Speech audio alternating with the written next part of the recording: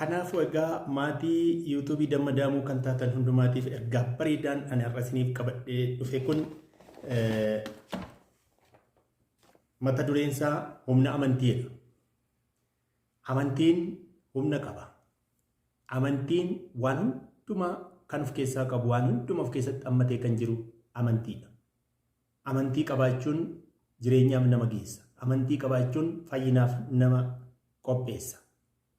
Kan amane kan cuubame gara jireenya bara baraatti gala. Kan hin amanne garuu itti farada. Ammayyuu itti faradameera. Yesuus Kiristoos ilma Waaqayyoo kan ta'e fudhachuu dhiisuu isaatiin jedha. Amantiin firdii jalaa nama oolcha. Inni tokko isa kana. Amantii jechuun immoo maal jechuudha laata? Amantii jechuun gara ergaa Phaawulos gara Ibrootaatti, Ibroota boqonnaa 11 lakkoofsa 1 hanga 2tti akkana jedha. Amantiin jechuun waan ijaan hin argamne tokko akka waan argameetti amanuu jechuudha. Amantii jechuun waan ijaan hin argamne tokko akka waan ijaan arganiitti amananii itti deemuu yookiin fudhachuu jechuudha. Amantiin laaboraatoorii keessa galee ittiin teesti gochuun hin danda'amu. Amantiin piraaktikaalii yookiin immoo hojii qabatamaatiin agarsiisuun hin danda'amu. Yeroo itti hojii qabatamaatiin agarsiisan waan amanan sana fudhachuu kan agarsiisan amantii hojiidhaan agarsiisu. Amantiin hojii hin qabne immoo du'aadha. Abrahaam amantiidhaan ilma isaa aarsaa gochuuf ilma isaa tokkicha qabu kan inni aarsaaf qopheesse. Amantiidhaan amantii waan amane sana Waaqayyo gochuu danda'a jedhee waan amane sana gara hojiitti hiikee ilma isaa aarsaaf qopheesse. Akkasumas Museen jalqaba saba Israa'el irratti murtoon Fari'oon kaa'ee tokko jira ture. Fari'oon saba Israa'eliitiin garbummaatti bituudhaaf dhiironni immoo isarratti mootummaa isaarratti akka hin kaaneef dhiira ta'e kan dhalate saba Israa'el keessaatii akka daa'imummaatti akka inni du'u ture. Murtoon darbe mootii Fari'oon jalaati jechuudha. Waaqayyo kan isaaf ta'u Musee nama filatamaa saba Israa'eliin garbummaa jalaatii kan baasu kana guddisuudhaaf manuma Fari'oonitti akka inni guddatu godhe. Haati Musee ilmi ishee Museen kun nama filatamaa nama Waaqayyoo ta'uusaa amantiidhaan kan isheen amantee namni kun baduu akka hin qabne saanduqa keessa keessee naannoo galaana qarqara kan isheen keesse. Intalli Fari'oon nama kana saanduqa keessa argattee mucaa bareedaa kana miidhagaa kana mana mootii keessatti guddachuu akka inni qabu fuutee galtee guddiste. Intalli Fari'oon guddiste.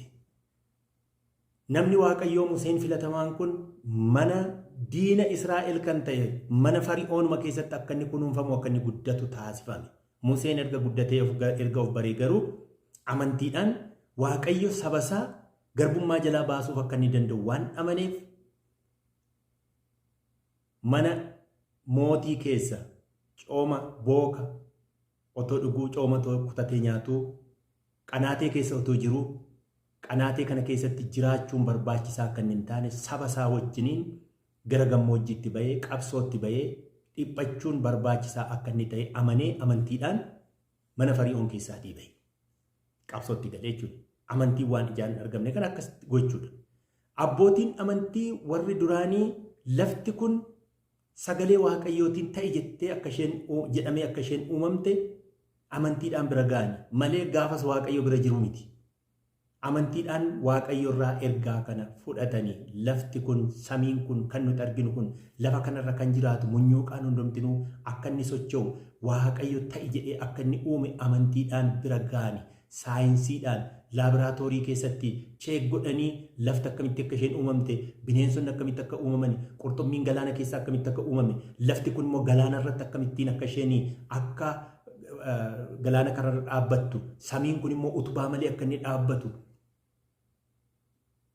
Waaqayyo gochuusaa namni Waaqayyo bira ture kamillee hin jiru garuu amantiidhaan argatan.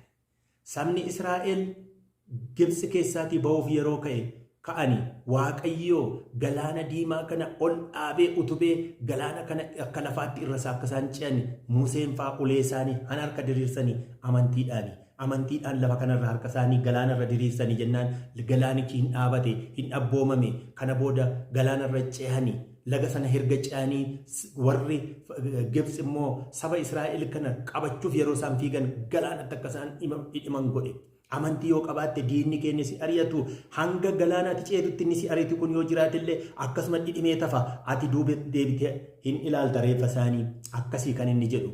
Saba Gibsi warra sin ari'atan har'a kan argitan kana lammata deebitanii ija keessanii hin argitanii jedhe Museen. Ija isaaniitiin akkas isaan hin argine godhe galaanarra reeffi isaanii otoo inni olii gadi naanna'uuti filootingii gochaa otoo inni deemuuti argani diinni isaanii. Amantiidhaan yoo deemte waan ijaan hin argamne kana Waaqayyo gochuu akka inni danda'u yoo amante akkas goota. Waggaa dheeraa dura Yoosef gurguramee garbummaadhaan gara Gibsitti yeroo inni deeme sana yeroo du'uuf ka'u ijoollee isaatti amantiidhaan waa dubbate. Innis Waaqayyo guyyaa tokkoon isin yaadata. Waaqayyo garbummaa jalaa guyyaa tokkoon isin baasa. Garuu ani yoon du'ee fi Gibsi kana keessatti yoon du'ee fi biyya Misir kana keessatti yoon du'ee fi lafee koo biyya Misir kana keessatti akkam hin hambifne lafee koo fuutanii gara biyya isin Waaqayyoon abdachiisee isin seensisu sanaatti yeroo deemtan lafee koollee fuutanii akka deemtan jedhee ijoollee isaatti dhaamsa kennate. Akkuma Yoosef jedhes immoo waggaa dheeraa booda sabni Israa'el Gibsi keessaa yookiin Misir jedhame kan waamamu sana keessaatii oofee isaan baase. Kan isaan oofu, kan isaan gaggeessu, dura deemee kan isaan gaggeessu immoo Waaqayyo Museedhaan kaase.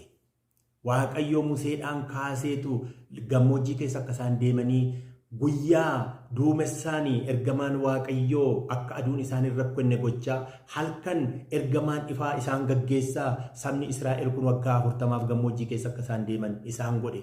Deemaniitu gara biyya isaan abdachiise biyya aannaniif damma yaasu kanatti galtu jedhee isa isaan abdachiise kanatti akka galanii fi isaan taasise isaan gaggeesse Waaqayyo. Akkam beelofnee fi maannaa samiirraa gadi harcaase. Akkasuma diinonni isaanii karaatti yeroo itti dhufan immoo akka isaan fuuldura isaanii hin dhaabanne godhe Waaqayyo akkasitti saba kana isaan gaggeesse jechuudha. Amantiidhaan nuti har'a gara eessaatti deemaa jirra laata? Amantiidhaan gara jannataatti gara Waaqayyo nu abdachiise sanaatti deemaadha jirra. Achi deemuudhaaf immoo amantii qabaachuutu nu barbaachisa.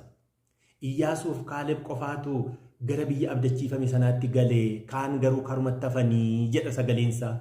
Kaan amantii waan dhabaniif kaan gara dabaaqula keenyaatti gara qullubbii keenyaatti gara maaloo keenyaatti gara Gibsitti deebina yaa Musee achi nu deebisi jedhanii Waaqayyo fuulduratti gungumaa turanii. Amantii waan dhabaniif Waaqayyo biyya sanatti gashuu akka inni danda'u waan amanuu hin dandeenyee fi naannooma sana keessatti akka isaan kaan bofaan iddamanii kaan lafti baqaqee akka isaan nyaatu isaan taasise.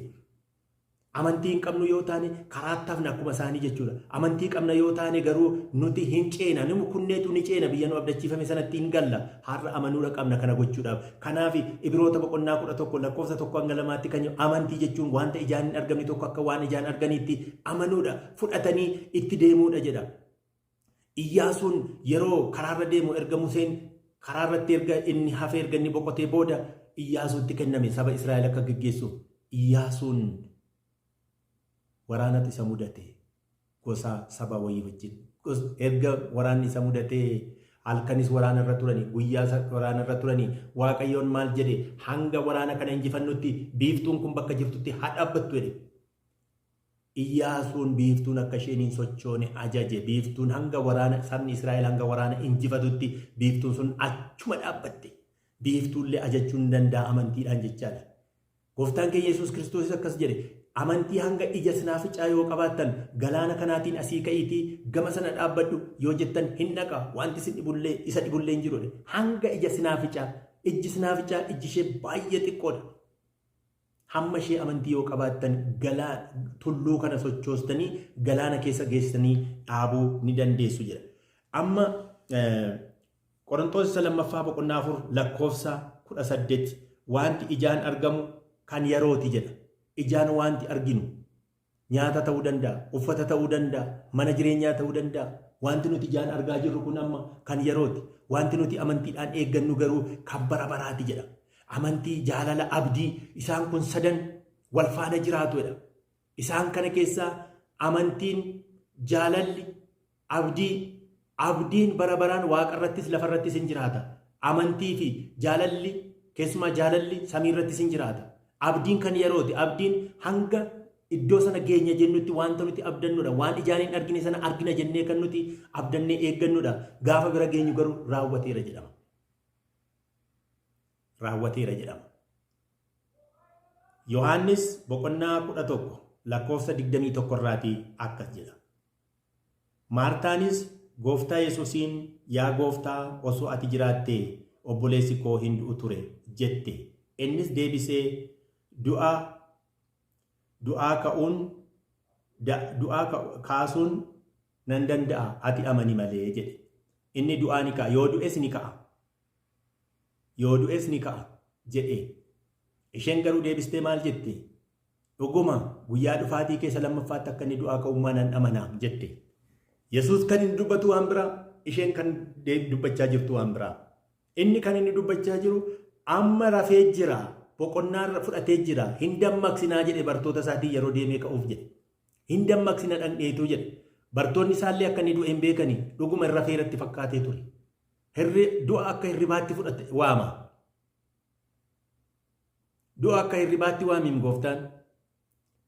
Maartaan garuu obboleessi koo du'ee otootiin jirta ta'ee hin du'u ture jennaan ammas du'ullee ni ka'aa jedhe. Isheen isa ganaa du'aa ka'uu isa lammaffaa ganaa isa dhuma biyya lafaatti kan isheen kaasaa jirtu. Inni garuu kanuma isa ammaatitti dubbate. Amani ammayyuu inuma ka'aa jedhe. Ati amani malee inuma ka'aa jedhe. Akkuma jedhee dhaqee gara awwaalchichaa geessani. Dhagaa irra jiru irraa kaasisani. Waaqayyoon ol jedhee kadhate. Akka ati na ergite gara biyya lafaa kanaatti akka na ergite namoonni as jiran kun akka amananiif, akka ati na wajjin jirtu akka amananiif, du'aa kaasuu akka ati dandeessu, waan hundumaa akka ati dandeessu akka amananiif yaa abbaa na yaadadhu. Aliyaazaar jedhee waame. Aliyaazaar reeffa ture. Aliyaazaar dhaga'uu hin danda'u ture. Yesuus gaafa waame garuu hin dhagaye. Raajii Hisqeel keessattis kan hin dubbatu kanuma qilleensi qilleensa'ee jedhama. Lafeen bakka jiru walitti funaanamee jedha, walitti dhufee jedha, foon irratti akka ta'u jedhame ajaje Waaqayyo, foon irratti ajajamee lafee jiru kanarratti ka'anii miliyoona kan ta'an ta'uu isaaniin argeem jedhe raajii Hisqeel keessatti. Warri du'an Wangeela Yohaannis boqonnaa 5 lakkoofsa 28 irratti warri du'an boolla keessaa ka'anii ilma namaa yeroo itti isaan sagalee ilma namaa dhaga'an ni dhufaam jedhe. Guyyaa du'aa ka'uu sanatti du'ee kan jiru inni bishaan nyaates, inni bineensi nyaates, inni ibiddi gubees bakka jiruuti ajajameetu akka inni dhufu. Dhufee immoo sagalee ilma Waaqayyoo akka inni dhaga'u ni ta'ama. Kan gaarii hojjetan gara jireenyaatti, kan cubbuu hojjetan immoo gara badiisa bara baraatti firdii fudhataniitu ni deemuu jedha. Kanaaf amantiin yoo jiraate du'aa kaasuun ni danda'ama. Amantiin yoo jiraate bidiruu galaana keessatti qilleensi yookiis bubbeen garagalchuuf ka'e tsaxxa jedhama, zam jedhama, callisa. Otoo bidiruu keessa jiruu Gooftaan rafee turedha. Maarqoos boqonnaa 4 lakkoofsa 38 hanga 39. Bidiruu keessa rafee ture. Bubbee hamaan galaanicha keessatti ka'e. Bidiricha hanga galagalchuutti gahee ture. Bartoonni isaas kaasanii yaa barsiisaa maaloo nuti dhumneoo bubbeen nu garagalchuuf jira jedhanii gaafa isaan gaafatanii isin amantii hir'uunana maaliif sodaattuu? Hanga yoomiittis sodaattuu? Jedhee isaanittis dheekkame. Kanaan booda bubbee sanaatiin callisi dhaabadhu jedhe. Achumaanis qilleensichis yookiis bubbeen sunis tsaxxa jedhe. Tasgabbii guddaatus argame. Isa duraanii caalaa tasgabbiitu argame jedha. Isa nu duraanii caalaa amantiidhaan tasgabbaa'i dhaabadhu yaa bubbeen anaa gaafa inni jedhu bubbeen dhaabbate. Galaanni sun nagaa argate. Galaanni sun tasgabbii argate. Galaanni nuti keessa jirru irraafama yoo ta'e illee amantii yoo qabaanne tasgabbii godhatama. Gooftaan keenya Yesuus bishaanumarra akkasumatti akkuma nama lafa deemuu irratti yeroo inni galaanarra deemuuf jalqabe. Phexrosis immoo amantiidhaan maal jedhe? Yaa Gooftaa naa ajaji, anis akkan irra deemuuf jedhe kottu gaafa inni jedhu. Phexrosis akkuma Gooftaa galaanarra deemuu jalqabe. Sanaan booda Phexros xiqqoo ishee of tuulummaan gaafatti dhaga'amu galaanichi gadi fudhachuu jalqabe. Maaloo yaa gooftaanoo nyaatamee gaafa inni jedhu immoo deebisee immoo waan isa keessa jiru dursee gooftaan waan beekuuf ammas deebisee akka inni ajajamuufii godhe galaanarra ni deemta jechuudha. Amantii yoo qabaatti galaanarra ni deemta. Torban qabaarra yoo ejjette homaas hin miidhu. Torban qabaa jechuun marzii guddaa kan of keessaa qabu, nama idda jennaan namni irraatii of koluu kan hin dandeenye, fayyuu kan hin dandeenye. Torban qabaan waan bineensa hamaadha. Bineensi hamaan kun yoo si iddellee homaasi gochuu hin danda'u. Faarfannaa 91 keessaas kan dubbatu isuma kanaa. Waaqayyo si wajjin jira waan ta'eef saafaa keessa yoo deemte seexanni hamaa yoo sitti dhufe si arguu hin danda'u. Dhayichi si arguu hin danda'u. Ibidda keessa yoo deemte si gubuu hin danda'u. Macaafa keessa deebii boqonnaa 28 keessattis kanuma kan inni dubbatu. An si wajjinan jira, si wajjinan jira, si wajjinan jira jedha. Hin sodaatiin kan jedhu wangeela kana keessatti iddoo baay'eetti barreeffameetu jira. Naannoo 300 olitti kan barreeffameetu jira. Hin sodaatiin an si wajjinan jira kan jedhu. Kanaaf guyyaa guyyaatti Waaqayyo hin sodaatiin siin jechaa jira. Guyyaa guyyaatti yoo xiqqaate si'a tokko hin sodaatiin si wajjinan jira jedha ergaan Waaqayyo kan itti dubbatamu. Kanaaf jiraanna. Otoo Waaqayyo hin sodaatiin an si wajjinan jira han jedhu ergaan gara keenya guyyaa guyyaatti dhufu ta'e hin jiraannu turre. Akkas jedhe Daawitis. Otoo Waaqayyo nu wajjin hin jiraanne Israa'el akkana haa jedhu. Sabni Israa'el akkana haa jedhu. Waaqayyo otoo nu wajjin hin jiraanne diinonni keenya warri afaan bananii nu eeggatan jiraatti nu liqimsu turani jedha. Diinonni kee baay'eetu jira kan jiraatti si liqimsuuf dhamoo. Diinni kee baay'eetu jira fayyaatti si liqimsuu kan barbaadu. Waaqayyo garuu guyyaa guyyaatti si wajjinan jira waan jedhuuf diinni kee si liqimsuu hin dandeenye. Waaqayyo si wajjinan jira jedha. Si wajjinis jira. Nu cina jira. Ofiima keenya amantii dhabneetu raafamna. Amantii dhabneetu yaaddofna.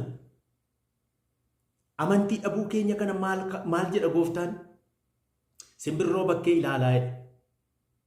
Hin haaman, gombisaatti hin galfatan, hin qotan, hin dharaman. Garuu waan abbaa isaanii kan isaan nyaachise nyaatu. Simbirroon yaaddoo malee guyyaa guutuu faarfachaa oolti. Waaqa ishee galateeffachaa oolti. Iyyoob boqonnaa 12 immoo kanuma dubbata.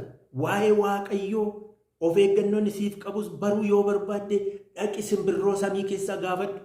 Qurxummii galaana keessaa dhaqii gaafadhu. Urjii waaqarraas gaafadhu. Sitti himu. Hundumti isaaniiyyuu ofii isaanii waan namni isaan uume tokko yookiis kan isaan uume tokko akka inni jiru sitti himuu jedha. Qurxummii kan uume jira uumaan. Simbirroo samii keessaa kan uume jira. Anaaf siin kan uume jira.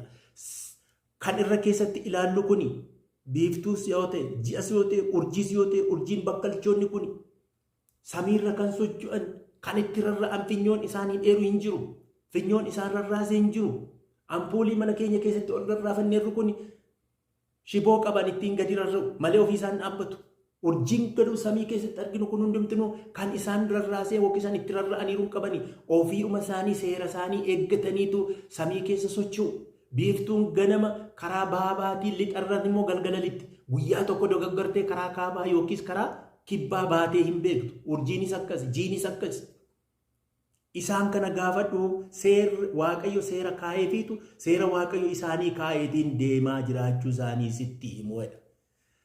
Sa'aatii harka keenyaa kana sa'aatiin kun namatu tolche, nam tolchee. Sa'aatiin kun gaaf tokko yoo itti guuttan bulee garuu ammas itti guutuu barbaada. Yookiin dhagaa fixa. Yookiin immoo ofuma isaatii tabalaasha'eetu hojii dhaaba. Kan Waaqayyoo garuu dhagaan fixu. Kan Waaqayyoo seerri isaa irraa hin jallatu. Kan Waaqayyoo ganamas galgalas yeroo isaa eeggatee daqiiqaaf sekoondii isaa otoo irraa hin kaatiin hojii isaa hojjeta. Simbirroolleen inni isaan uumesi yeroo bari'u beeku galateeffatu. Raachi galaana keessaa yeroo bari'u beekti hin wajji halkan hin wajji. Weenniin ganama hin korrisa. Ganama korrisuun isaa waaqa isaa galateeffachuu isaa agarsiisa malee waan biraa miti. Bineensonni barii mee dhaggeeffadhaa mee handaara caakkaa yookiis bosonaa warri jirtanii otoo isaan sagalee dhageessisanii argitu. Sagalee isaan dhageessisan kun hiika qaba. Waaqa isaanii galateeffatu. Yaa Waaqayyoo halkan nagaan nu bushitee ganama nagaan nu bariisistee guyyaa kanas immoo situ nu wajjin ta'a. Nu wajjin ta'e jedhanii waaqa isaanii galateeffachuu agarsiisa irraan kana waa biraa miti. Anaaf isinuu akkami laata? Bineensa irraa adda uumamnee jirra. Bineensa caalaa yaadaa jirra. bifa waaqayyootti kan uumame anaaf isin malee bineensota miti. Sagaleen waaqayyoos kan inni jedhu nama akka bifa isaatti akka fakkeenya isaatti uumee jedha. Bineensa garuu akka bifa isaa akka fakkeenya isaatti hin uumne. Namaatiin yeroo uume qurxummii galaana keessaa simbirroo samii keessaa haa abboomaniif jedhe. Nama jalatti ajajamanii akka isaan bulaniifidha. Waaqayyo kanaaf uume. Hammam galateeffannaa laata nuti immoo waaqa keenya.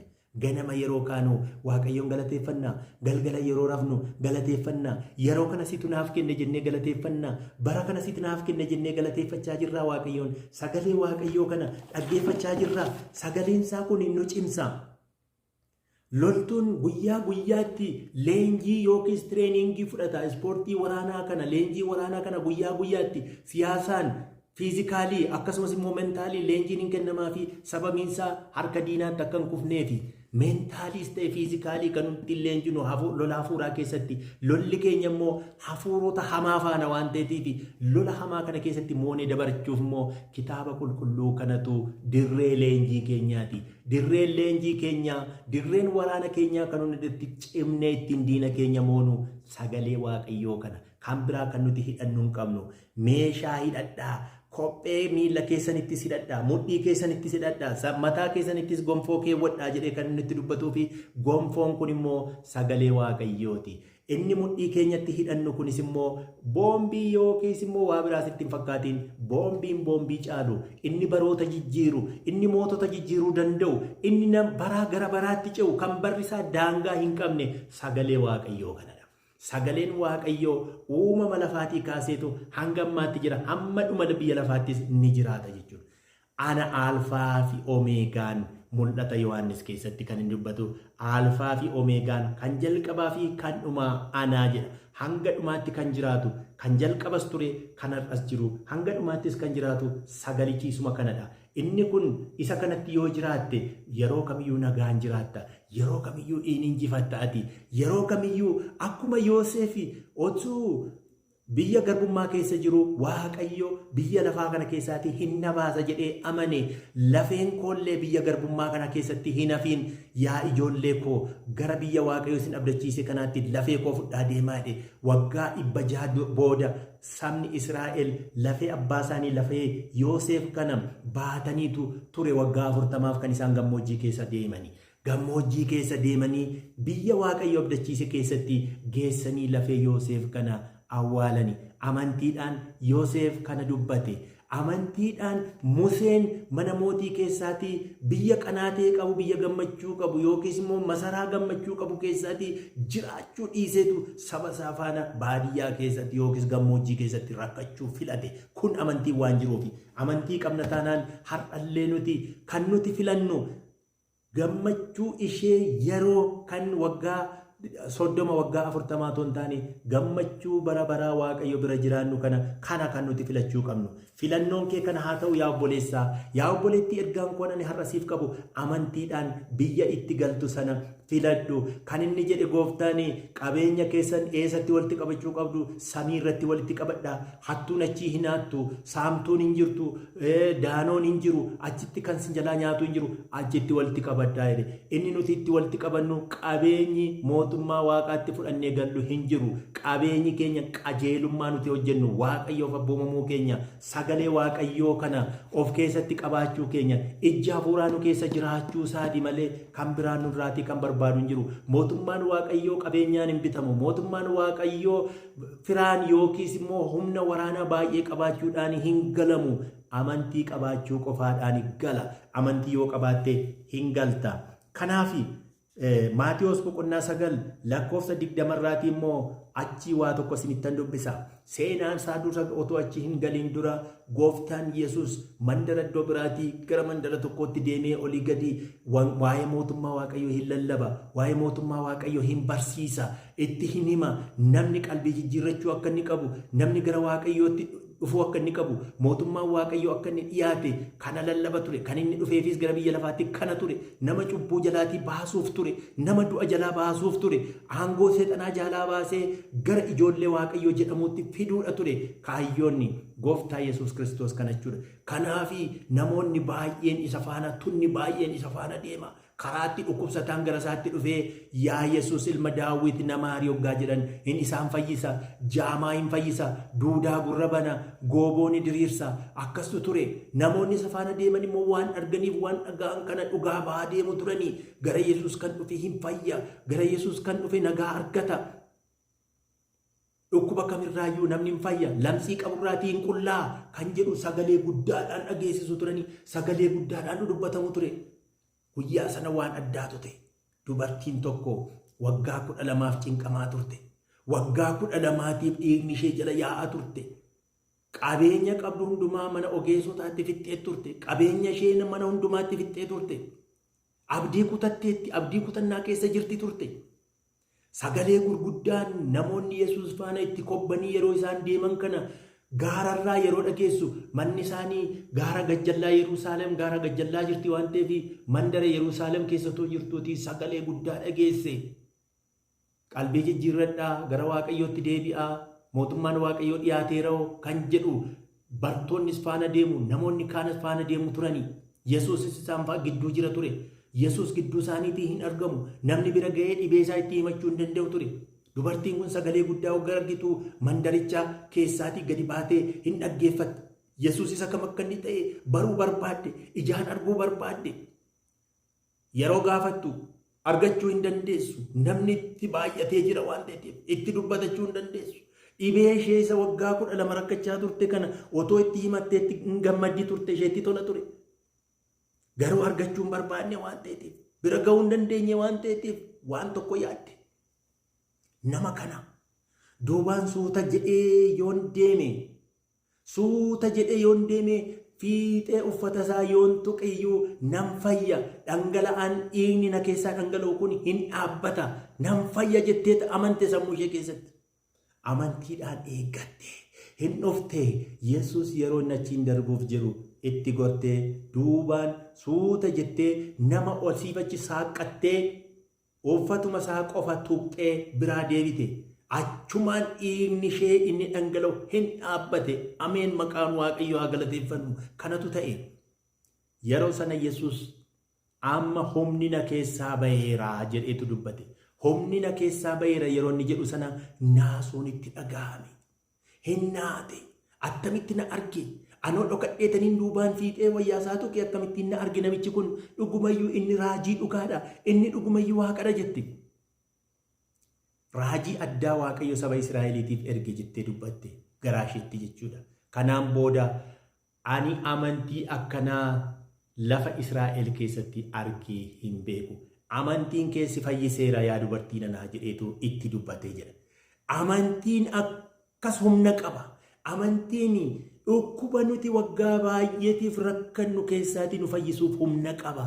Dubartiin kun waggaa 12 qabeenya ishee ogeessotatti dhangalaastee kan fixxe kana otoo homaan kaffaliin, otoo meezoo isheen kaffaliin, dumbulloo ishee toon kaffaliin fiixee uffata isaa tuquu qofaatiin dhiigni ishee dhaabbatee hin fayyite. Amantiidhaan gara Yesuus yoo dhufne hin fayyina. Amantiidhaan gara Yesuus yoo dhufne dhibeen keenya hundumti nurraa dhaabbata. Abbootii qabeenyaa yookiis immoo ogeessota biratti yeroo ammaa kana saayikaatiristi jedhanii kan jiran kan ogeessonni jiru achi jiru ogeessonni fayyaa baay'een jiru isaan bira dhaqnee fayyuun kun mirkanaa'uu danda'a mirkanaa'uu dhiisuu danda'a. Gara Yesuus yoo dhufte garuu fayyinni gara Yesuusiin sii kennamu fayyina gartokkee miti. Fayyinni Yesuusiin siif kennamu fayyina gartokkee yookiis paarshaal kan jedhamu kana miti. Yesuus kan inni siif kennu fayyinni isaa fayyina guutuudha. Ani nagaa koo siniifan kenna, nagaa koo siniifan dhiisa.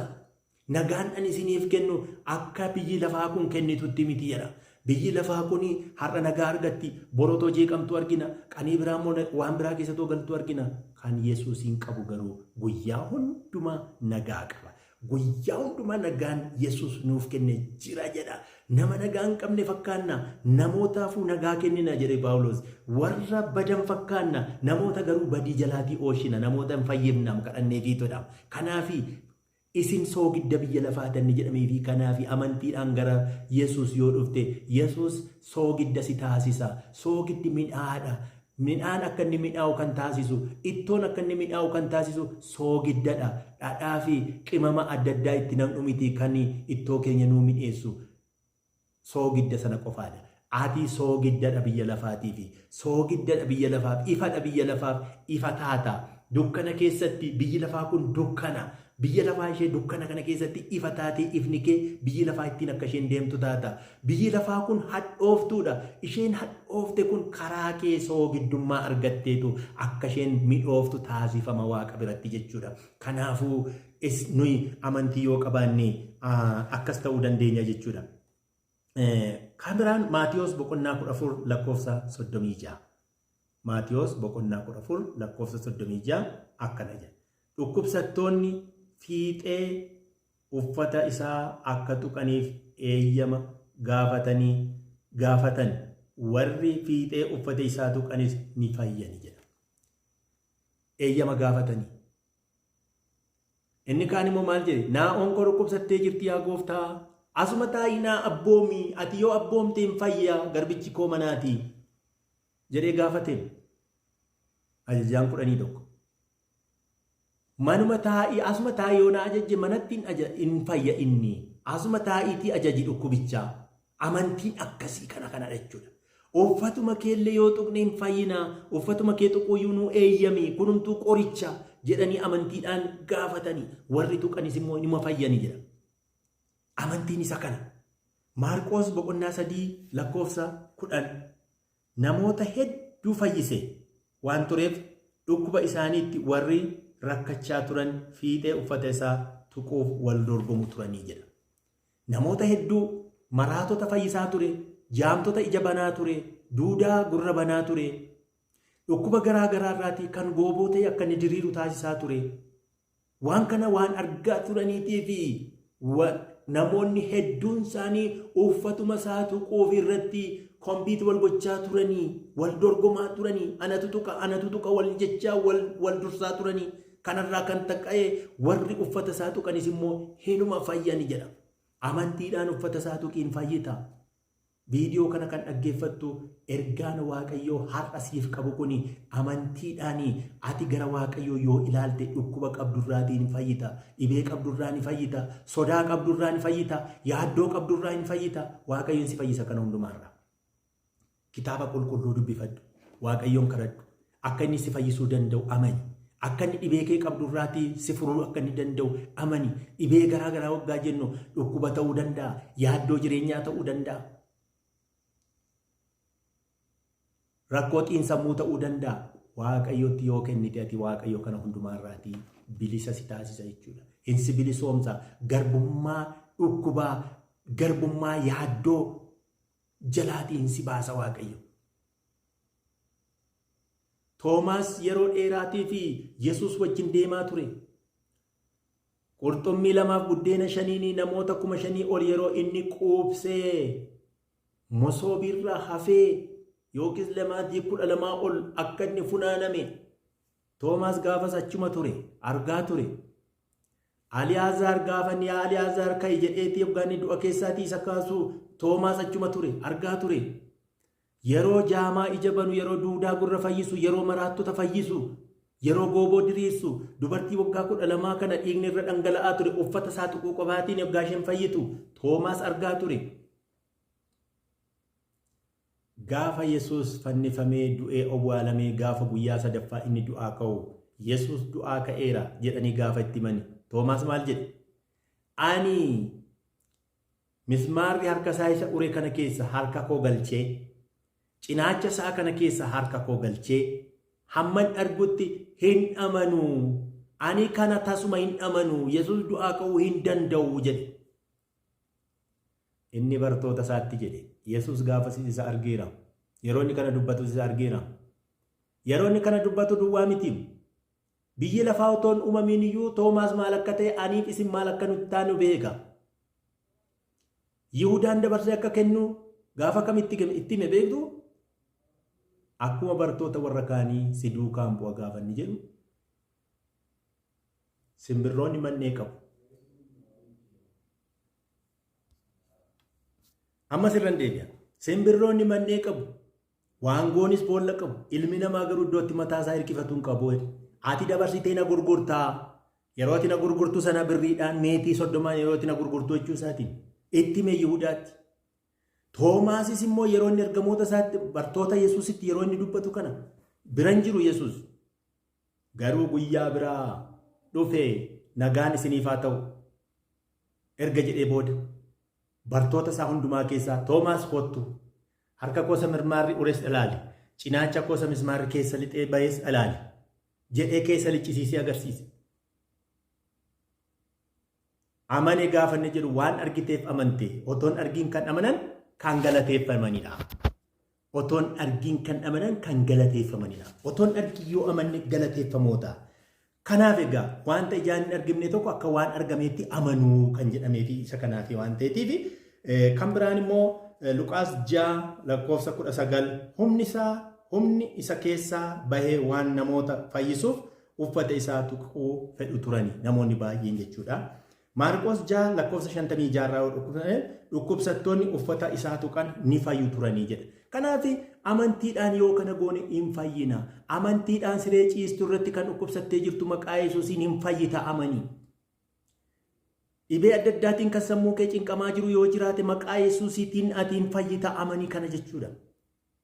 Waaqayyotti maqaa Yesuusiin irraa ifatame jedhe hin abboomama. Hafuurri cinqii sirraa hin abboomama. Hafuurri yaaddoon sirraa abboomama.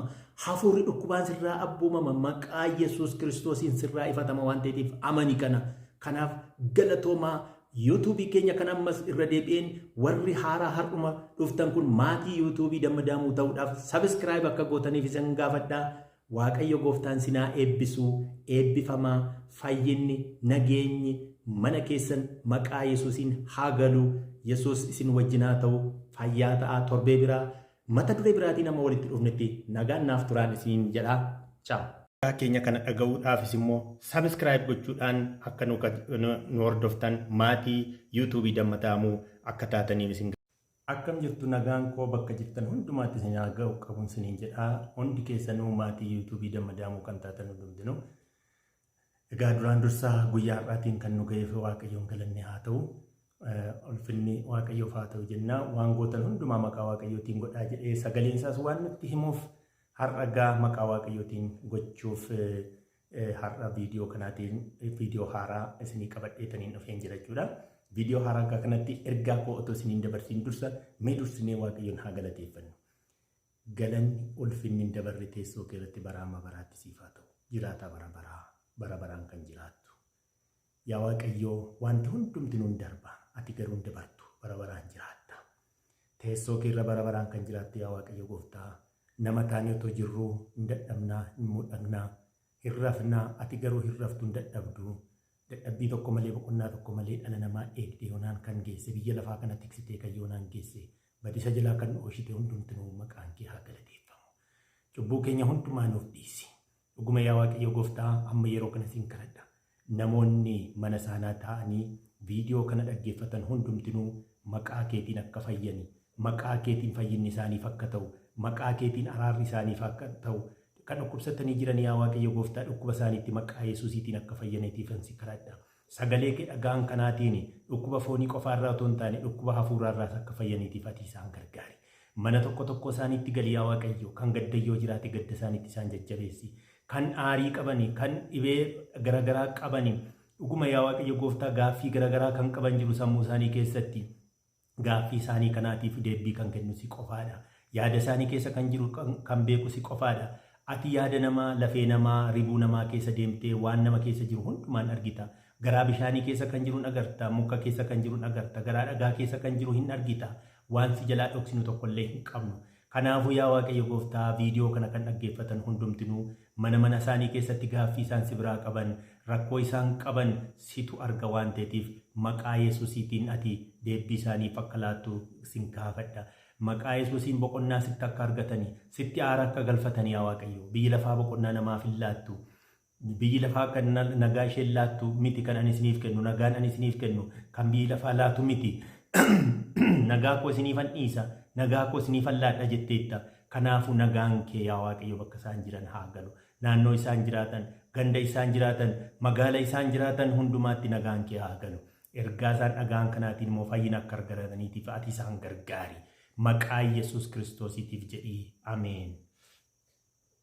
Kanaaf egaa Waaqayyoo inni nu jalqabsiise waan hundumaa nu xumursiisa. Kanaafuu yaa obboloota koo ergaa koo kan egaa har'a viidiyoo sagalee Waaqayyoo isiniif qabadheen dhufeerra waan ta'eetiif hanga dhumaatti akka na hordoftanii fi isinan gaafadha. Kana dhaga'uufis immoo